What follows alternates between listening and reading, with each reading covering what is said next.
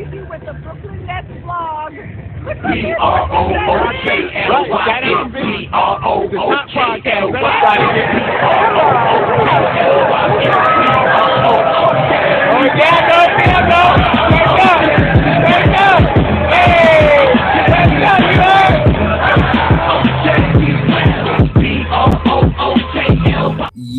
It's Big Fit Breezy with the Brooklyn Nets vlog. Real quick, I'm getting a lot of criticism about me being a Knicks fan, and I one time did like the Knicks, but not as a team. I think I like Melo more than anything. And then there was players that I did like Rod Strickland, Mark Jackson, Sprewell even, but more of a fan of Sprewell when he played for the Golden State Warriors more than I was when he played for the Knicks. But case in point is, I'm gonna read y'all this from the book Rick Laughland book, and this is proven that the rivalry had nothing to do with me stirring the pot and everything to do with the Knicks organization. And I'm gonna get into that right now. It is chapter 3 of Rick Laughland's book, The Nets History, the history of the Nets from Knick to Brooklyn, right? So collateral damage at a post-ABA NBA merger. This is from 1976 to 1977 through 1980 to 81. I guess they're talking about the seasons, right? Now, follow me with this because I want you to understand who the Knickerbockers are and the reason why I'm not a fan of what they doing, what they got going on. You know what I mean? And it explains in this. Now, it says, following the championship celebration that was largely tempered by the impending merger, the Nets joined the Nuggets, Pacers, and Spurs in making the jump to the NBA. New York's success was short-lived. The move to the NBA brought with it the potential of gaining nationwide notoriety, but it was not without early obstacles and financial penalties that all but forced the championship squad to diffuse from the inside out. Follow me. The Nets were the championship squad of the ABA. Before the merger, this was what was going on.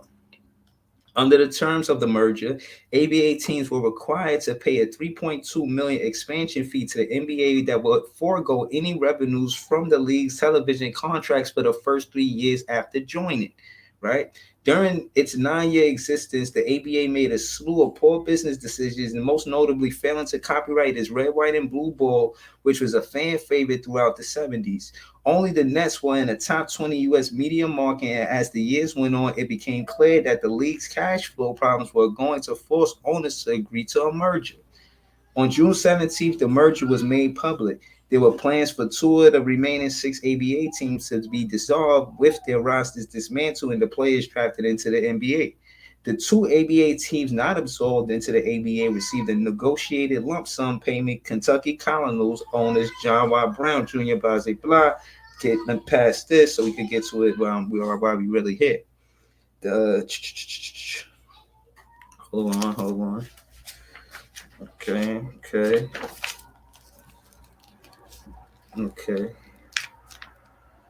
All right. Now they're talking about the 4 remaining teams. The 4 remaining teams that went from the ABA to the NBA is the Nuggets, Nets, Spurs, and Pacers. Yo, TCUC, stop playing with me. Y'all know y'all under big pressure. Y'all better hope y'all win that game tonight. And if y'all don't, trust me, I'm gonna find you out here on these YouTube streams, man, and cook you. You know, I remember who y'all are. I remember all you guys that kicked us when we was down. I'm gonna remember all that. I just want to let you know. He said, I've just picked up dust. It's kicked up dust. You funny.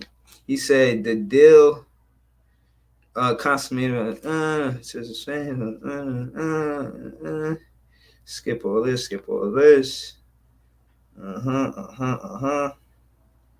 Now, the first step that led the ABA's darling franchise, the Nets, to the brink of bankruptcy was the unreasonable demand from the Knicks for the Nets to pay $4.8 million for invading their territorial rights. So on top of paying the 3.2, they wanted us to pay the 4.8 million. The Knicks, I'm gonna read that again so y'all follow me. The first step that led the ABA's darling franchise to the brink of bankruptcy was the unreasonable demand from the Knicks for the Nets to pay $4.8 million for invading their territorial rights. So that's 3.2 mil and that's 4.8 mil. You see what we working with. See what they doing to us.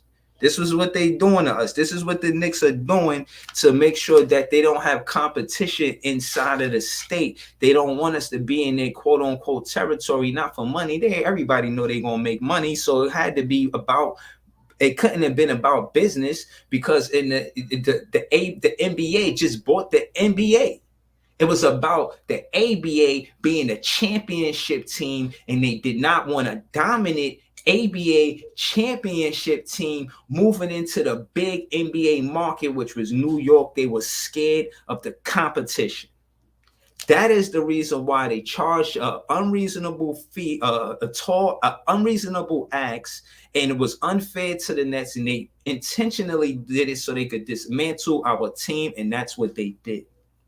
And like I said, because of karma is part of the reason why the Nets run the city right now. Now, going forward. So, again, I'll read that once more and then we'll continue. The first step that led the ABA's darling franchise to the brink of the bankruptcy was the unreasonable demand from the Knicks for the Nets to pay $4.8 million for invading their territorial rights. Bo, backed into a corner, also faced a contract standoff with Irvin, Julius Irvin, or Dr. J. Irvin, he played for the Nets and he was the face of the ABA. So just have an idea. Whoever you think the face is for the NBA, imagine a different league, the ABA we talking about, and Dr. J, he was the face of that whole entire league. Not just the team, the franchise player for the Nets, but the whole league. That's what the Nets were with the ABA. But the ABA wasn't as big as the NBA. It was just like that. Oh, that's what it was. Bo backed into a corner, also faced a contract standoff for Irvin. Irvin earned and was entitled to a financially lucrative deal with the team he won 2 ABA titles with, but the Nets could not deliver the financial goods. Irvin selected to sit out training camp unsatisfied with his contract situation. This left Bo with no choice but to look for a trading partner. Now, we needed to trade because what the Knicks were asking for. We could not pay Irvin what we were going to pay him because of what the Knicks were asking for us to go to the ABA. So we had to dismantle the team and give up our star player because we couldn't afford him because of the territorial rights the Knicks, was pretty much demanding. You know what I mean? It was unreasonable, and that's what they did. They intentionally broke up a championship team, and yeah, y'all see what happened afterwards. But again, this is the reason why I'm not a Knicks fan. This is a big part of the reason why I'm not a Knicks fan. Just to know that they didn't want Brooklyn to be the best they could be, and we could have been here a long time ago. And I feel some type of way because it's the baseball is the Yankees and the Mets. Football is the Giants and the Jets. It's like they didn't want that for New York. You know what I mean? They didn't want 2 basketball teams, but it's 2 teams of everything else. You know what I'm saying? So I ain't with that. You know what I mean? I wasn't jacking that. So yeah. So Irvin elected. So the Nets offer Irvin to the Knicks. The Nets offered Julius Irvin, Dr. J, to the Knicks in a deliberate effort to get the $4.8 million fee waived, but the offer was declined. It was declined, and they didn't win a championship yet. They probably didn't win a championship after the ABA-NBA merger because of what they did to Dr. J. And the Nets, they declined the contract, said no to Dr. J to spite the Nets. Dr. J, one of the best players in the ABA or the world. Because you see, he won with the NBA as well. He got a championship with the ABA and the NBA. One of the, maybe only a few others have done that. I don't know what other player has done that besides him. It's probably only a handful of others. Now, Eventually, Bo was forced to turn to other clubs to consummate a deal. Irvin landed in Philadelphia with $3 million going to the Nets to help offset the territorial rights fee, and $3 million going to Irvin to pay his salary in Philadelphia. You see, left us in a conundrum financially, and they didn't want to work with us because they didn't want us to compete. We wasn't invading territorial rights. The ABA and the NBA made a deal, and the deal was a merger, and 4 teams was absorbed. It's no invasion. It's a business merger. It should have been no issue. Eventually, Bo was forced to turn to other clubs to consummate a deal. Urban landed in Philadelphia with $3 million going to the Nets to help offset the territorial rights fee, and $3 million going to Urban to pay his salary in Philadelphia. The Nets were still responsible for footing a $3.2 million bill to satisfy the NBA's entry fee. Thus, in the power move by the NBA and the Knicks, Irvin was yanked off the Nets just months after delivering a second championship. Dr. J left an indelible mark of the franchise in his 3 seasons with the team, winning 3 straight ABA MVP awards spanning 74 to 76. I see you, Ron. What up? I see you. 2 ABA scoring titles and 2 ABA playoff MVPs. Irvin's illustrious basketball career would climb to new heights in the NBA as he led Philadelphia to 4 final appearances, including a title in 1983 with a clean sweep over the Lakers. Word. Shout the Iceman. We out here. Few athletes transformed the culture, vibe, and trajectory of a team the way Irvin did when he landed with the Nets in 1973. His number 32 rightfully hangs in the team's rafters alongside those of the ABA greats Melchioni, number 25, and Williamson, number 23. John Williamson, great guard. They compared Cam Thomas to John Williamson. We'll get into that another time.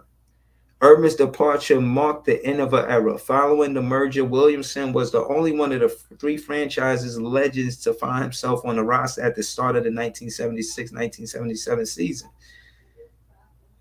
You know what I'm saying? In fact, from the 1976 championship team, only Rich Jones, Skinner, Basson, and Williamson played significant minutes in the Nets inaugural son. It's just talking about the Nets. And I hope I explained why I'm not a Knicks fan. I hope I explained. So we went from a championship team in that last season with the ABA to the first season with the NBA, 22 and 60. 22 and 60. We went from a championship team to 22 and 60 because of what the Knicks did. This is what I'm trying to tell you. This is why I don't like the Knicks. You got bloggers all over the internet talking about I like the Knicks. I don't like the Knicks because of how bad they did the Nets. If this wasn't real history, I might have to concur. But the truth is that nah, all of that rhetoric is being spewed is not true, and it's not a chink in my armor. So I don't know why y'all keep taking it there. I had the Knicks hat. Well, I to wear it for an outfit. I got a pair of cream felines that it matched, and the color of the hat matched the color scheme of the hat and the kicks matched.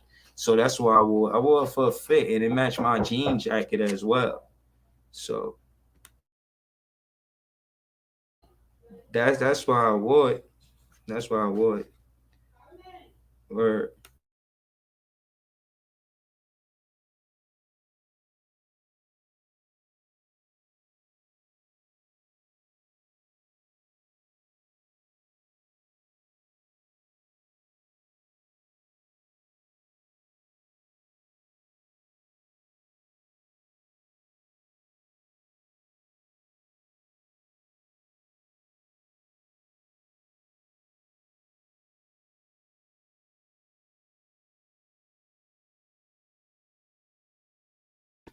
Pardon, y'all. I had to step away.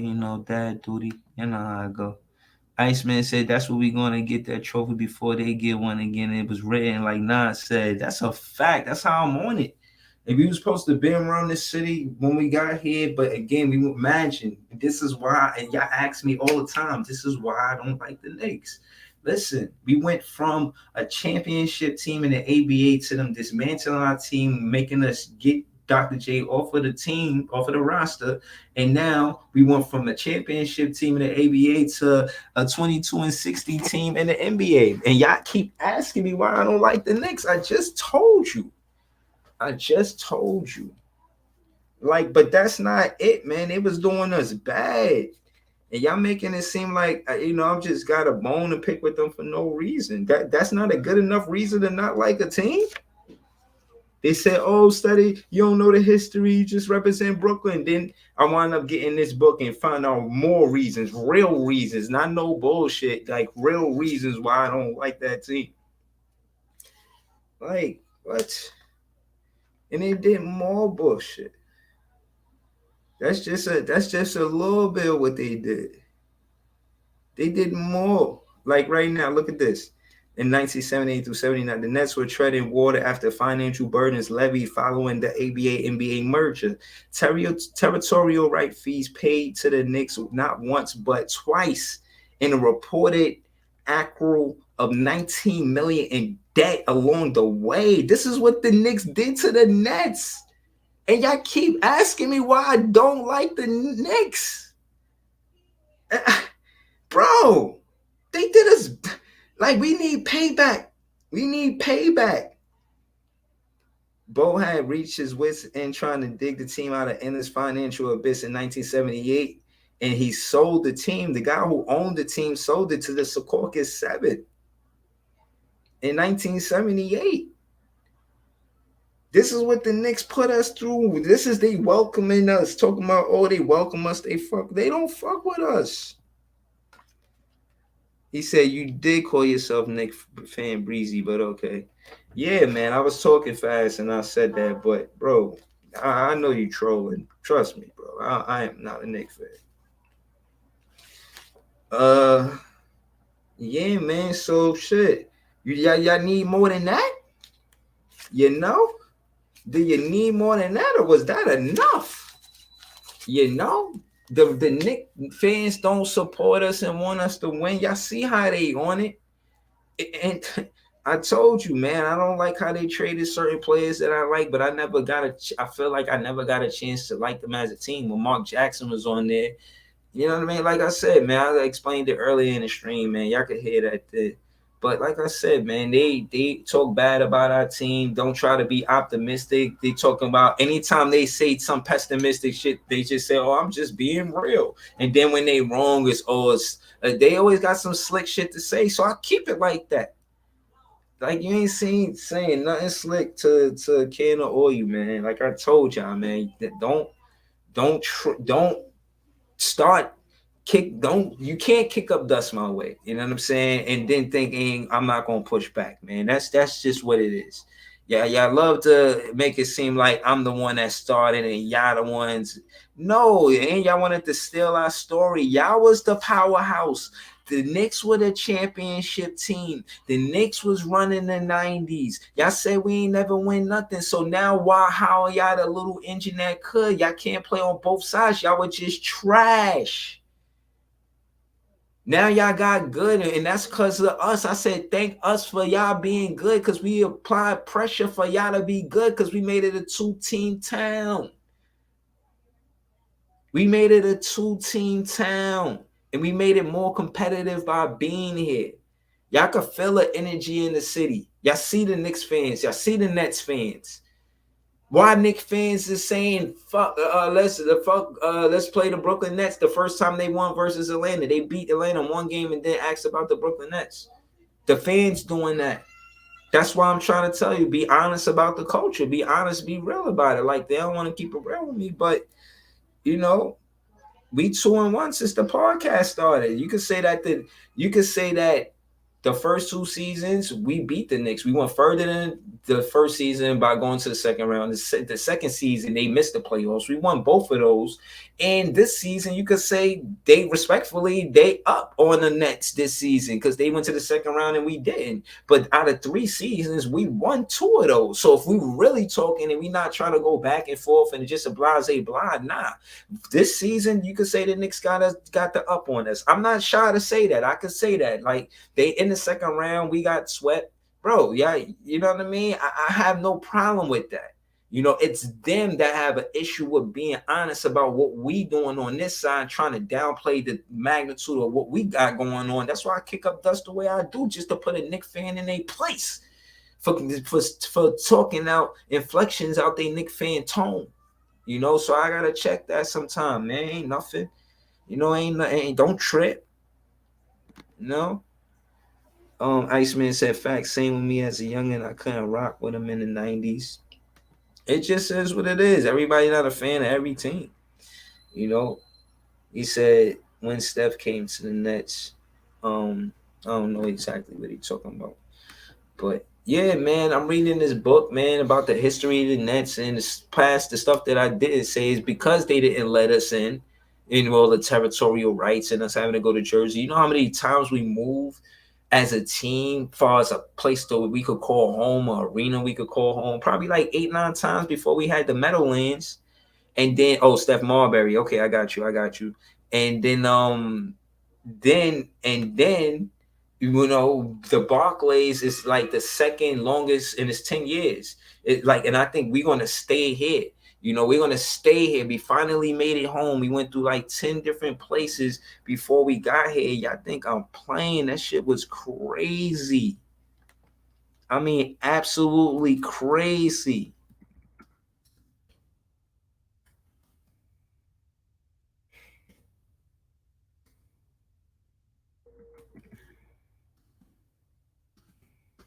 I'm gonna show y'all. I'm gonna pull it up. I'm gonna pull it up. Cause I need y'all to understand all of the shit that we went through. So y'all could understand why I am the way I am and who I am. You're like, oh, okay. That's why Breezy be saying all of that. It's because it's real shit, man. I need to hear this. Look, Barclays Center is the eighth home of the Nets since the franchise played its first home games at the T-Neck Armory during the ABA's inaugural season in 67 and 68 season. The following season, the team moved to Long Island and adopted Nets name for the first time. T-Neck Armory. 3,500 people could fit in there, man. You see that? We played at the T-Neck Armory for 67 and 68. You know where T-Neck, New Jersey, you know how hard it is to get out there? That's why I probably only had an armory. That's not even no basketball court. It look like you're supposed to be playing basketball in there. The T-Neck Armory. Long Island Arena. 1968 to 1969. So the very next season, we had to move again. This is all of the turmoil we had to go through because of this nonsense, this BS they had to put us through, this bullshit they had to put us through. They ain't even have to put us through. He said Cam Jackson back in the Valley. You think he signed back with the Suns? I think he does not sign back with the Suns. I think he stays with Mikal Bridges. I think he wants to play with Mikal Bridges more than he wants to play with the Phoenix Suns. That's my honest opinion, Brody. For real, I really think that's what it is with Cam Johnson. He values, probably both the Phoenix Suns and the Brooklyn Nets organizations, but when you even it out, you hear him say stuff like, he likes everything down to the chefs. He likes everything about the Brooklyn Nets, and he probably doesn't miss much about Phoenix Suns in that area. Maybe he even likes the weather better here. But he said he never played the NBA game without Mikal Bridges, and that's going to be added help that would help him decide where he wants to play basketball. So yeah, I do think that he stays. And you listen to his post game interviews, he kind of it sounds like he wants to stay. And listening to him, I want him on the team to keep it real with you.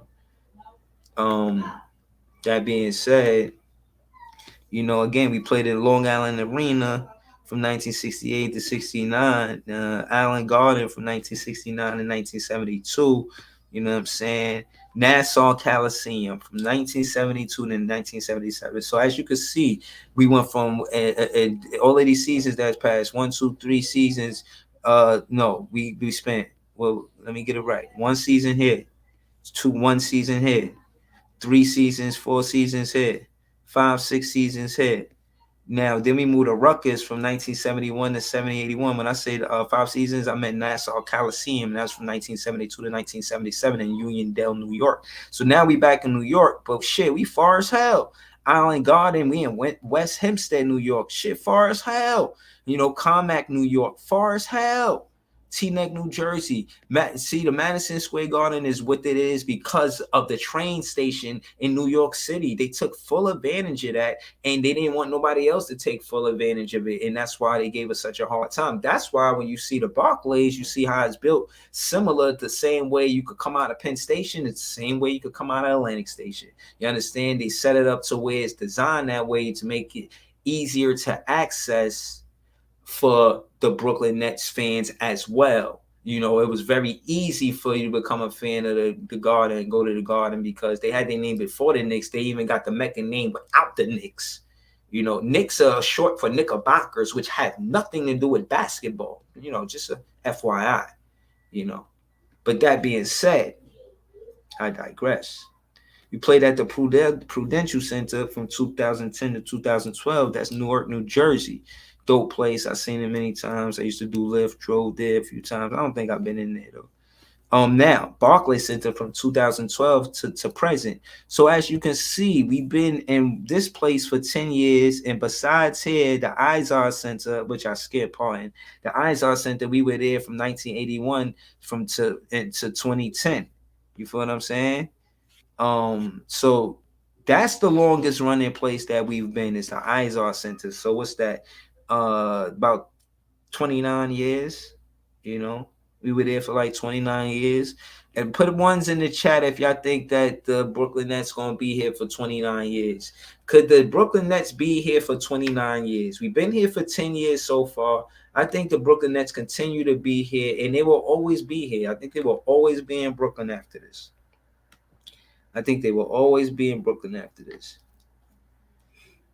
Right, we really are underdog franchise, man. That's a fact. Shout out to Iceman. He said we're gonna be Leaf Diggy. The question is, do you think that the Brooklyn Nets is gonna be in the Barclays for the rest of forever? You know what I'm saying? I think that's what it is. Didn't know y'all was gonna pull up. I did wanted to do this real quick before the game come on. I know y'all if y'all having parties or whatever, that'd be dope. Just let me know. I mean, watch parties is what I meant. But yeah, hold on one second.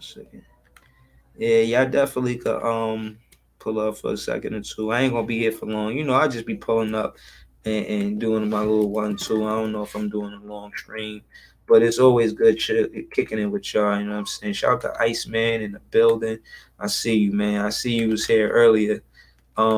Shit, I want to hear how you feel about the Brooklyn Nets after because the conversation is us just staying here the rest of the way. You see all of the places we bounced around to. Do y'all think we stay in Brooklyn from now on? That's the conversation right now. I'm only here for a few minutes because the game about to come on, and I'm not gonna lie, I kind of want to watch. I'm hurt. It's mixed feelings. It's mixed feelings. I want to be in the. It's mixed feelings. Y'all know how I feel. I wish we was the team that was competing tonight, and I was watching the Brooklyn Nets play. But yeah, we got swept 2 seasons in a row, man. We looking like a playoff team. We good enough to get to the playoffs, but we gotta be able to compete in the playoffs once we get here, man. Yeah. Yo, we still alive, man. Forget what they heard. We still alive, man. I mean,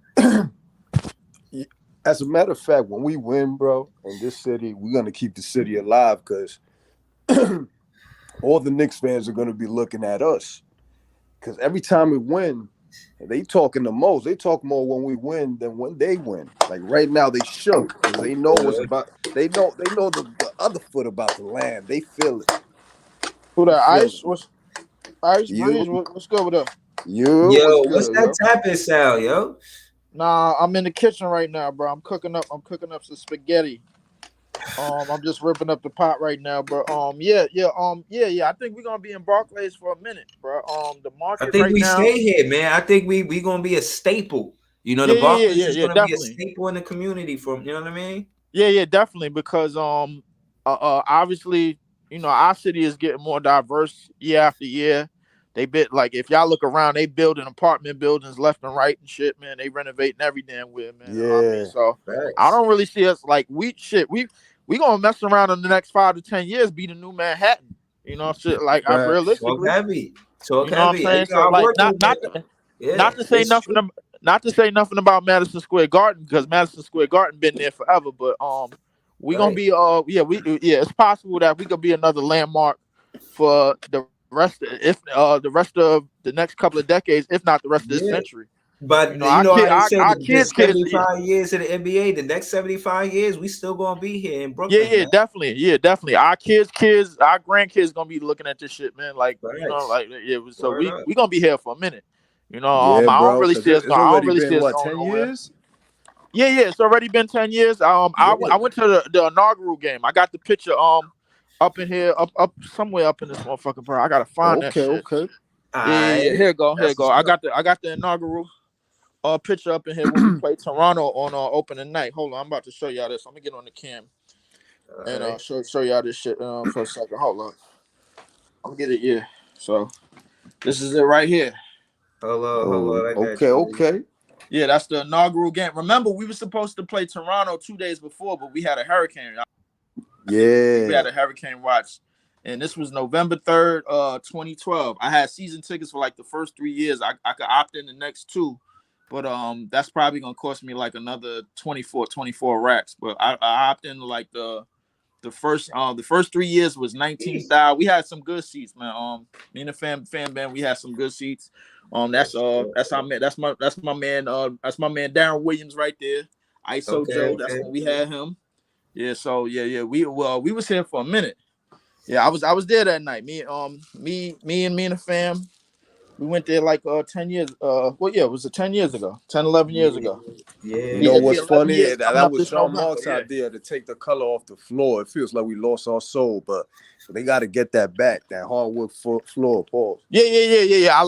I love that. You know what? And I love that because that made our stadium when we first got here, and they had that floor. That made our stadium like kind of lit up a little bit. It Yeah, was a lot more different, and we had it almost seemed like our floor like kind of glow a little bit with the dark and white and the gray. And yeah, we need to try to get that back, man. I don't know what happened to that, bro. It almost seemed like we had got rid of that slowly but surely. But the floor that we had in the first couple of years, I was feeling that floor. We need to get that back. yeah. As soon as Nah, they brought the stars and they sold their soul, that was a symbol for it. But Yeah, you know, definitely. they ain't here no more, so they could bring it back. Yeah, they could definitely bring it back for sure. But Word. So, but hold on. I just wanted to get into, again, man. I had a vlogger by the locker room. Long story short, he came at me and said I should do Nick vlogs because the Nets should wrap it up. oh man, Like he was no, coming at me no. heavy. So you know what I mean. I had to do all these videos to kind of articulate the reason why, and I did earlier in this, but also. Again, and I'm not trying to be funny like with a soliloquy, but it is real like that. Is to see a kid growing up and not really connect with the Knicks, but then Facts. as a man see the Barclays being built and realizing that they come in here. Like I even went as far to try to rename it. There was a paper downtown Brooklyn. It was a newspaper. I went there and got a paper, interview, and I said that I wanted them to change the name from the Brooklyn Nets to the Brooklyn Knights because if you're from Brooklyn, they Mm. you're a Brooklyn Knight. You know what I mean? So all of the everybody from Brooklyn is a Brooklyn Knight, and then it's a play on words with the Brooklyn Knight. Me and Jay, me and my guy, Right. this is your TV. Me and him did that. So he Right. had a quote in the article, and I did too. Like, it was dope. And I'm just saying, as a fan, that's how hard I was going. Now, that being said, guys like Reggie, you know, no disrespect to him, but he a fanboy in a sense where he follows a player. And again, this said player, LeBron James, he will trade that ass. He ain't going through no droughts. He want to make it work now. It's a microwave system with him. And what I'm saying, when you're a fan of a team, you understand or understand that there's a process in building a team, and you can't microwave it. You know what I'm saying? So that being said, you know, how you fall in love with the team is different on how you fall in love with a player. You know what I mean? A player could just leave and go to a better situation, no pun intended, to KD. You feel what I'm saying? Like, or whatever. But case in point is, you know, it's different being a team fan and a player fan. And I had to establish that with my guys. So facts, bro. I agree, man. Like I said, man, I was always like growing up, I always like A1. Like Jordan was obviously I was a Jordan fan, but I like Penny more. You understand? But I never liked the Knicks for some reason. Like my pops used to rock out with the Knicks with Ewing and stuff, but it was like I had to force myself to like them. I never did, bro. I never did. Then Jordan retired. Steph Marbury came to the Nets. I'm like, yo, this is my squad right here. So then J Kidd came the next year. Oh man, yeah, yo, but perfect hold on, timing. since we here, you know, we all Nets fans. Let's get into that, because I'm not gonna lie, man. Stephon Marbury was one of my favorite players, man. Like, I thought he was nice, you know what I'm saying? And he was from New York, from Coney Island. He was from Brooklyn. Like, I thought that was dope about Stephon Marbury, and he looked like he from Brooklyn. He played like he from Brooklyn. You know what I'm saying? Like, I love Stephon Marbury on this team. Like I said, I wasn't a solidified Nets fan then, but I was definitely a Stephon Marbury fan. Like, I did like the team, but I was looking at it more like I like teams because of games too. Like, I ain't gonna lie, I wasn't one of those fans like I am now. Like now, because it's like a connection. It resonates with my fan, like my fan energy, my fanhood. That is where I'm from. Like, I see them build it. Like, you see them build a place. That shit different. Like, you hear you going past the land, you hear the hammer and the nails. Like that shit was real. For me, realistically, well, I'm born in '88, so coming up in the '90s, like everything, like even though Jordan was like kind of thrown on to like the younger kids, like to get it's somewhat similar to what LeBron is now. You know what I'm saying? Like how LeBron is just flushed onto the kids. It didn't really get it. It kind of got me, but once I started to really fall in love with the game, the day I saw AI go at Jordan, bro, that's when I was in love with it, because here was the dude, bro, that was 6 foot nothing, like a buck something, bro. Like you could go outside and see AI on the street, literally, bro. Like the very next day, everybody on my block was doing the Iverson, because that's what we could afford anyway. Nobody could afford Jordans where I'm from, you know, because everybody like we all that year, everybody had questions and AI and answers. I had the answers. I came to school with those, and then I copped Jordans the next year. I was hyped when I could afford them, because the AIs was selling out. The AIs were selling out in the store, and then they finally had some Jordans. I copped some. I had some fives. I had a pair of fives, and that was the only pair of Jordans I ever had. I never owned a pair of Jordans as an adult. I only owned a pair of Jordans as a kid, because you know you could get all the kid sizes. You go in Foot Locker today, bro. You see all the kid sizes, nothing but Jordans, different colors, all of that. You see all of it, but just rooting for the underdog, right? Like that. Definitely. But AI grasped my attention immediately, because we never said at that time, we never seen nobody get at Jordan like that. We never seen nobody go at Jordan like that, and then the floodgates started opening. Like Kobe, like I definitely had respect for Kobe, because Kobe didn't resonate with me back then. Back then, the dudes for me was AI, and one of the most talented players I ever seen ever to hit the basketball court was Vince Carter. I swear to God, I thought Vince could do no wrong, bro. I'm like, yo, Yeah, what Vince the was Yeah, fuck? official. half man, half amazing. Yo, Vince was doing shit that, like, he was doing shit I never seen in a basketball court before. I'm like, 360 layups, windmills for no reason. Is it like you want like any type of bucket? Then he got the mirror. I'm like, yo, bro, that I was definitely a fan of players and highlights because the dead ball, it's considered the dead ball era now, but that was the era where everybody had their team, everybody had their one team. The Spurs and the Lakers was probably the only contenders, but you had T Mac on Orlando, you had Vince on Toronto, you had AI in Philly. Everybody was one place with like a whole bunch of role players. That's how it was, man. And now looking at the landscape of the NBA now, I'm just like, it's so much talent all over the place, bro. Like but it's a lot of guys that wasn't as hungry as the AIs, as the T Max, as the Vinces, as the Kobe's. Yeah. They wasn't as Yeah, hungry. that's what I'm saying. Like you say, you born in '88. So again, like I said, I used to do this stir the pot. Long story short, it was about a perspective of what it was to communicate before social media. You feel what I'm saying? So like you couldn't see certain pictures unless you was cool with that person. And you see them on the mantle or you see them at the wall in their house or something like that. But the internet, you kind of get access to stuff you wouldn't get access to. You feel what I mean? And just from that perspective. Now, I said all of that for the conversation of players got social media in halftime. They always checking their tweets, and that's become part of communication. So I sometimes feel like they not tapped in the same way they would be back then without social media, because you ain't get no buzz if you ain't had no good game. Now it don't matter because they care about your lifestyle after, the real hip hop is real and all that type of reality, fake reality stuff. You feel what I'm saying? But real reality, and it's like follow a star and all of that kind of stuff like that. And they care about that stuff. We may, as fans and our age and generation, be like, oh man, why you care about all of that? But to them, it's a big fucking deal.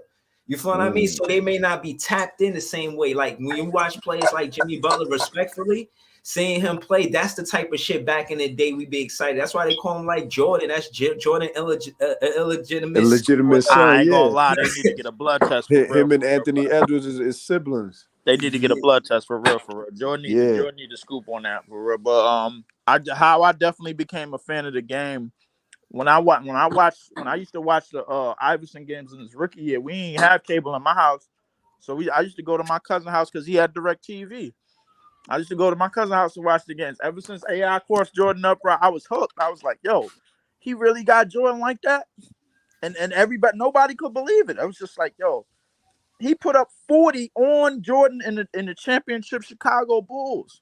Yeah, We Jordan. couldn't believe this little dude was doing this, bro. We had to see how it really was. Everybody knew about Steph already, but AI, if you had to really know about AI from Georgetown, I didn't know about it, but I definitely found out that night, and I was hooked since then. But I definitely became a fan of the game through that. I don't know where my love for the game would be without AI, Vince, and Vince Yo, Carter. hold on. Let that Philly fan. Shout out to Andre76. I see you there, and I know you're a Philly fan. Shout out to my guy. This is JTV. Shout out to Key too. I see y'all. But yeah, man, how you feel about AI, man? You feel the same way he do? Yeah, and I appreciate you giving AI his props. A lot of people don't really give him his props because of his off the court stuff and stuff like that. But I mean, AI was, man, he was the answer, man. Like people don't really give him his props, but why is he the question and the answer, man? What you talking about? Question the answer. Like he was. Listen, AI was the I put it in perspective for like a lot of AI disrespect is going to be shown today, but to me, AI was you had to be there to see it kind of thing. Like you can't tell a story about bro. AI do analytics, bro, and all the advanced shit that they do today. You can't tell his story. The game, bro. You know what I'm saying? AI brought the street ball game to the game for real. He sure did. To the NBA. He sure did. He the sure tattoos, did. the cornrows, the everything. Yep. Him, KG, Marbury. Like they brought all of that to the NBA almost right away. And the higher ups didn't really know what to do. They had to figure out who to market because Jordan was on his way out. and they couldn't really market the hip hop age because it was getting too gritty and too aggressive. Yo, So what they low key, hold low on. key, I just AI want, was ahead of his time. That's what yeah, it yo, was. but hold on, Jay. But I was gonna say that, but in different words, I was like, hey, that's the same time that N1 came out when Skip the My Lou and they was doing all of these wild crossovers That's what I'm because talking about. that's New York style basketball. That's why we love AI. All of those Right. wild crossovers was illegal in the NBA, but we would go to the park and see the most. Oh, you just go to the Ruckers or you just hear, like, trust me, bro. Like, that shit was considered almost illegal until, like, remember they questioned it? Like, hold on, what he did? Is that a carry? Like, they was asking, like, yo, how could he even do that? Is it legal? Didn't he change the rule in the NBA? On the crossover that he did? They was It's calling it a crazy how carry. Phil Y'all remember Olsen that? even made the NBA. They definitely was calling it a carry at first. Y'all don't remember they was trying to, I remember that. that. He had shook the whole scene, bro. He shook the whole scene. And listen, respectfully, when you talk about low management and superstars, bro, he played a lot of minutes and he played a lot of games. And Yeah. do a lot of Always injuries played too. hurt. He always played hurt. Always. He was getting battered, bro. We talking about somebody that was 6 foot nothing, $160, looked like your little cousin. You know what I'm saying? Like in high school or something, just going out there and giving 6'6" dudes, 6'7" dudes 40, competing with them on a nightly basis, bro. You think about, I'm like, yo, AI was a you had to be there to see it kind of thing. You can't tell a story of AI do advanced analytics and percentages and all the things that they harp on players today in terms of efficiency rating and all of that, bro. Like everybody like to harp on that because everybody that became a basketball fan when LeBron went to Miami, that's all they tell you about. You know what I'm saying? So like, but you cannot tell AI story in basketball just strictly off of culture, bro. Like he was really like that. Like he was really like that, bro. Like that's all I could really tell people, man. The same thing with Vince, the same thing with T-Mac, definitely with Kobe. But a lot of the young fans don't know the Kobe that we know. They know the Kobe that was on his way out. Right. See, but I ain't The gonna injured lie. Kobe. You said Vince, and that that's just my introduction to basketball for me. I didn't really care about basketball until I really watched Vince Carter, and I was like, "What the Oh fuck? I my want to do God. shit like that." I Right? was hooked. That Damn, nigga was y'all doing making shit me I'd feel never seen on the old. God basketball damn. court. By far the Nah, most. but because I'm 30. I'll be 31 in like a month. You know what I'm saying? So it's like I saw Vince, and that was like my first. And then at that, he played for the Nets. That's why I'm a Nets fan. I always tell people that. That's how I became a Nets fan because I ain't even really like basketball, like watching basketball. I like playing it, but I seen Vince. That nigga play for the Nets. I'm like, bro, he Yeah, nice. that That's shit my was favorite insane when he team. came to the Right, Nets. bro. Him and RJ, bro. I'm not gonna lie, bro. Like when Vince got to the Nets, bro, like I definitely had a Nets jersey, bro. Like, cause Vince, I mean, AI was one of my heroes, but Vince was my guy. Like He you was the couldn't one that go brought wrong to Hove me. to the Nets games. It was because of And Vince. then Uh-huh. And then, like, so now I'm in, like, you got to remember this whole time I'm in, like, junior high school, going into high school. And I'm just looking at posters, Sports Illustrated of LeBron. He a 6'6", 17-year-old. I'm like, nah, I could vibe with this. And then that's when I really started watching basketball once Braun came in, because I was like, it was like watching somebody bigger than Vince do the same shit that people said you couldn't do. Because I was 6'5". Everybody wants you to be center. You know, you got to be center. Like, I'm not a center. Like, how you want me to play center? And then like I'm looking at the nigga who should be playing center, and he's not. And I'm like, nah, this shit is crazy. Like Talking something, shit, I kid. knew something special was happening in the Nah, but sport. you taller than all of us though. Like, yeah, I'm taller than Nah, in the everybody. So park, you what you gonna taller than say? every You the gonna say play regular, center? Yeah. like, yeah. Yeah, bro. Y'all making me feel old. I was born in '86, but you understand? So I enjoyed the '90s ball as a kid, whatever, and the 2000s was just a cherry on top. But the Nets, bro, They just got to get it Yo, together because the city is theirs right now if they want it. yo, but You know We look, what I keep, mean? man, we keep trading away the whole team every year, look man. what y'all missing, bro. Oh man, why we gotta start talking about Look, these guys, look, man? yo, I thought we was gonna have one Key podcast said, where we don't gotta mention Batgirl and Robin, man. No, I'm not Like talking one about time. them. I'm not talking about them because I look, Oh, feel like look, oh, you talking about no, no, no. 7-Eleven? Hold on, hold on. I'm not talking Hold about on, them. I'm just talking about I just period. want to say this about Vince Carter. Yeah, nah, but look, this is what I'm saying about Vince Carter, and just to add to your point, Jay, I'm adding to it because Vince Carter played for the Nets from 2008 and 9 to 2008-9 season to 2004 to 5 season to 2008 and 9 season. So that's a good 5 seasons. You know what I'm saying? 5, 6 seasons. Like, come on, man, that's consistency. That's we really trying to win it, and that's what I'm saying. That's where we could expect chemistry and all of that because he there for that. So that's what you missing, Key. You missing 27 points when he first got to the team. He averaged 27 that first season, bro. No Yeah, my He low boy went man from did. league. Look at that, Toronto, 70 games per son, year. bro. He went from Toronto averaging 15 points per 16. Give him the credit, 15.9. And the next season with the Nets, he averaged 27.5, bro. That Like was the what? coming out Like party. what are Yeah. we? Bro, he was getting buckets. And then, you know what I'm saying? 24, 20. Bro, he was, bro. And then we talk about consistency. That first season, he would play 55 out of 57 games, it looked like. Hold on, my fault. Let me look. That first season, he played 56 out of 57 games. The second season, 79 out of 79 games. The third season, 82 out of 82 games. The Bro, fourth but the season, game was 72 just out of different back then. 76 games. In the fifth season, the last season he was there, he played all the games, 80. So in the entire 5 years, 6 years he was there, bro, he missed a handful of games. Bro, but That's a He you gave know, everything he got. superstar. That's the what a league is not superstar like that do, no more. man. You could What's count too on him. A best availability is availability, bro. Like, come on, it ain't man. that ain't the NBA no more. Nah. They make too much money.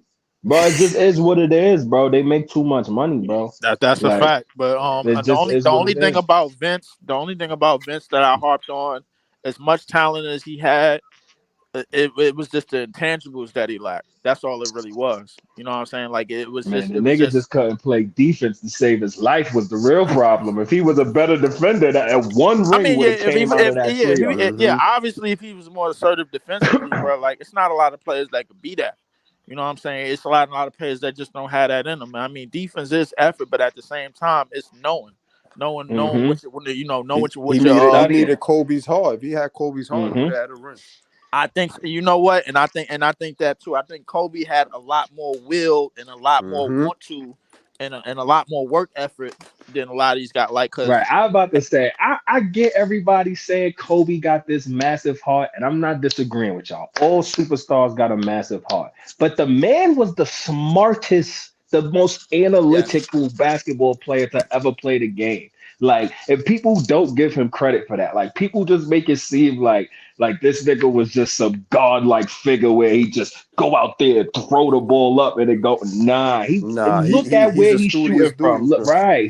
He knew what defensive sets they was going to run. And I always tell people that's why I love LeBron. It's not just about what's happening on the court in between the four lines.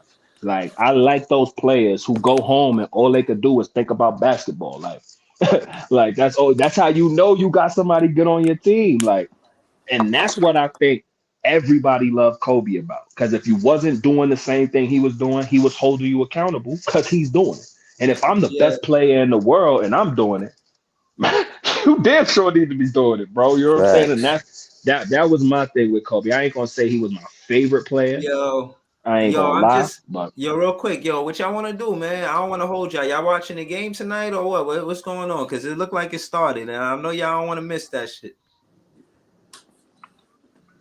Y'all want to watch it or? yeah. I was actually about to run a watch party up in my joint, bro. Yeah, that's what I was saying. I know I can, you know what I mean. I I'm never did no gonna watch finish. party. Yeah, I'm gonna finish cooking this food, and then I'm gonna get a watch party going. I ain't gonna record the game because NBA copyrights and all that shit. Yeah, I'm watching. Nah. Put your page up. It's Leaf 4788, right? I see That's it it. right That's here. I me. got it right I here. bet. That's me. So yeah, Leaf having a watch party. It looked like it started already. So No. I ain't start already, but I had it. You talking about the no, the game? game started. Yeah. The game started already. Boston up 5-0. I'm gonna tune into your jump. Yeah. I'm gonna go into in a few minutes. Hold on. Word. Yeah, now go ahead. Talk your shit, Key. I was listening to you. Nah, yeah, I was just saying, like, I ain't going front and say like I was the biggest Kobe fan, like, but my favorite part about Kobe was his awareness to the game, like his analytics and how he viewed the game, rather than just. I really not a fan of the way Kobe played the game, to be honest, but Bro, I Yeah. that's like the why way he thought about the game. Detail was about to be the best show out. Yeah, yeah, that shit is crazy.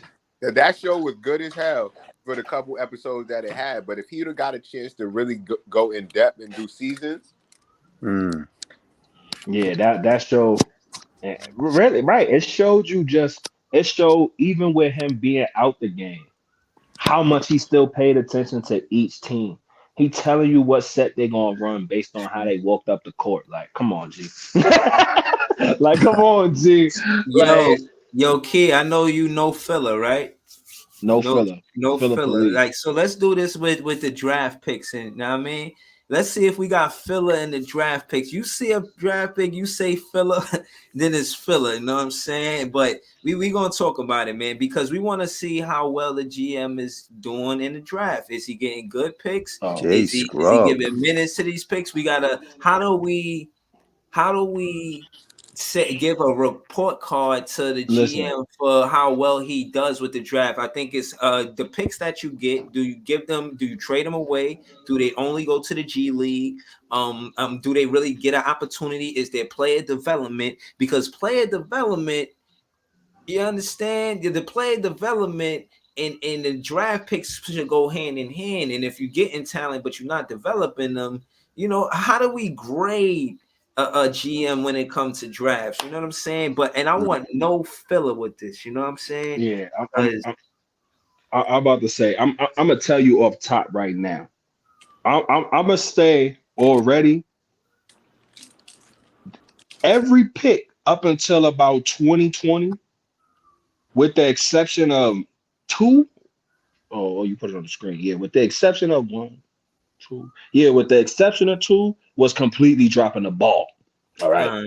With the exception of Jared Allen and Nick Claxton, was dropping the Amadou ball. Diallo too. He all right. The only reason why I say that's dropping the ball, is because they knew when they drafted him that they wasn't gonna keep a talent like him. They got rid of Gerald Wallace for the same thing. So what's the point of then drafting somebody who basically plays the same exact role? Like, but we miss Dame Lillard because of right, Gerald Wallace. right. And all I'm saying is Cameron Thomas I think Cameron Thomas is a good pick. And I will continue to say that he's a good pick. Brooke Lopez, great pick. But the problem is when we are in good positions to make picks, we don't make the right pick. That's really just the problem. Or we either don't have a pick in the right draft, like we traded it away, and now they walking away with the Jason Tatums of the world and shit like that. Like we either when we got our hat in the race, we bet on the wrong horse, or we not in the race when it really matters the most. Like, and I don't get that shit. Like I was just telling Jay this shit literally, I think it was literally just yesterday. But the GM is bad, bro. Like that. I don't know if it's literally a GM thing.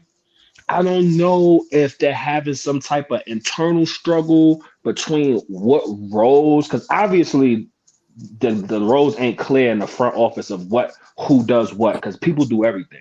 So this person could suggest free agents, suggest trades, and they don't even know what the fuck they talking about. So something is going on where whoever we using to scout, even scouting reports on teams, is just so bad. Because like look at the defenses we use to take the floor. Look at the draft picks that we select. Look at the people that we avoided in the draft. And then like, did you see what the Nets nigga said about Damian Lillard? Look, it was egregious. I can't remember, and I don't want to paraphrase. I just want you to look it up if we get the chance. It was egregious. He was acting like he wasn't Damian Lillard. And I mean, of course, it's hard to know if the young boy gonna be nice or not. But I'm just saying he was way off the mark. Like, and I feel like that's our problem.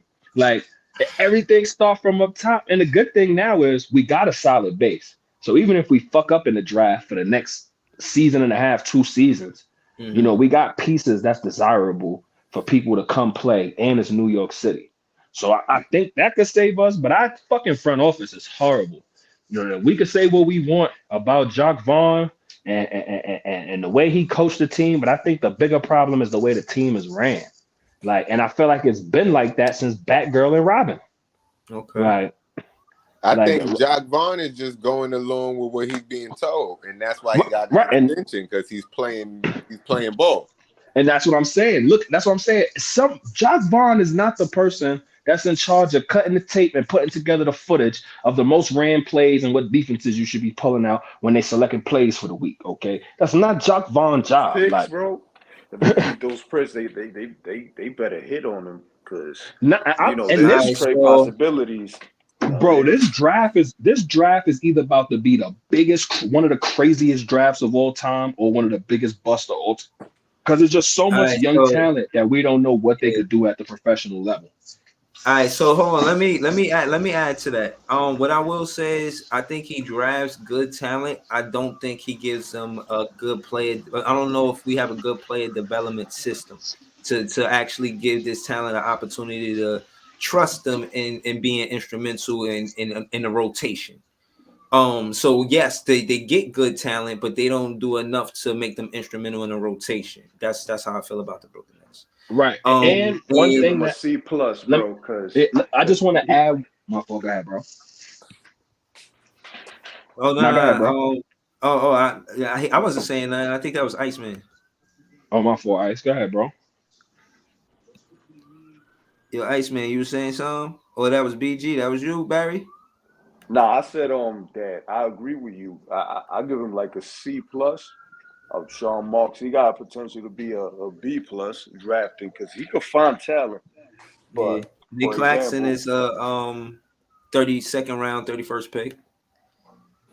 So he could. I think he finds talent late in the draft, or even you know what I'm saying, undrafted. I don't think that's. I'm gonna be real with you though. When he drafted Nick Clax, that was the best possible pick he could have took at that spot. He literally, like, there was nobody else for him to really take. So I will definitely give you that. He grabbed Nick Claxton on some Draymond Green type shit, like. And sometimes they call it slip. You know how they say they slip to that spot? Right. I'm about to say, because Nick Claxton was supposed to go higher, but I think he had an injury in college or something, and he ain't really finished out the season.